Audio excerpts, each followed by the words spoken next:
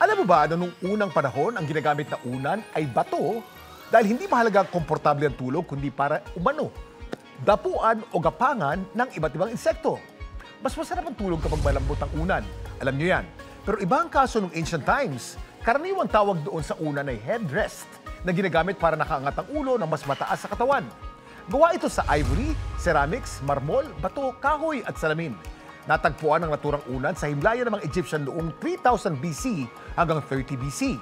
Ang pangunahing gamit nito noon ay para maiwasang makapasok ang iba't ibang insekto sa bibig, ilong at tenga ng taong nakahiga. Sa paniniwala sa ancient Egypt, ang ulo ay ang sentro ng spiritual life, kaya dapat lang protektahan ito sa lahat ng pagkakataon. Dapat alam mo na may nakaukit ng imahe ng pinaniniwalaan nilang Diyos na pumoprotekta sa taong natutulog. Yan ang dapat alam mo.